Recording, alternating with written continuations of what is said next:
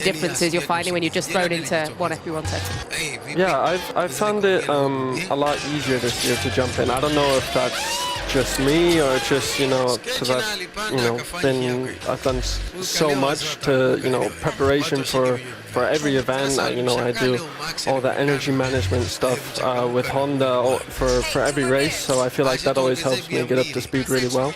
But yeah, I just feel quite comfortable in these cars at the moment. When you say you do all the energy management stuff with Honda, what's that mean?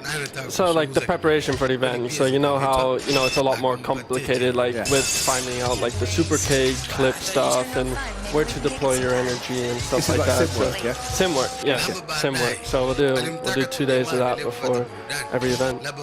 I saw him for a minute unpacking batteries, and to be honest, I think you're better than that. I mean, not that it's not an important job, but you've got other things you could be doing. Hey, I'm a reserve driver. I can do what's needed. Yeah, how's your tea making skills? Not very good, but I learned how to make coffee last week on the machine. Well done. Yeah. You sound like my son. He's at university. What's your excuse? I don't have one. Luckily, you have some of the best hospitality crews who make you your coffee and tea down at Aston Martin. Sergio's still in the car. And was for a while, but is now finally getting out, and we could get rid of this virtual safety car for a while. So the car's basically been the same, hasn't it, for the last few races? So you're getting kind of a handle on it. What we want to know, of course, is when do we get the upgrades at Aston Martin? I don't know if I'm allowed to say, but I know they're coming, and I know, of course, it's going to be better. They've been waiting to bring kind of everything at once instead of a bunch of little things to make sure it works and that they have a full package that they're happy with. So yeah, car will be hopefully better in a couple of races time.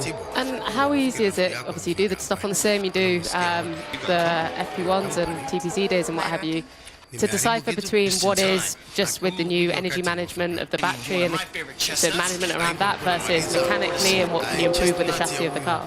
Yeah, I think we found it, quite a struggle. It's quite a strange situation we find ourselves in because we're kind of we're fighting Cadillac most of the time, and then it's really difficult to try and maximize your car when you're in this position because you don't know exactly where you are. But these teams they do such a good job at with what they're given. The race engineers and the engineering team, they're able to make this car as fast as it goes, really. VSC is ending. Hurrah. And George Russell's rolling out as well, so Mercedes will be happy about that. Double hurrah. Excellent. And so we just saw the two Hasses there.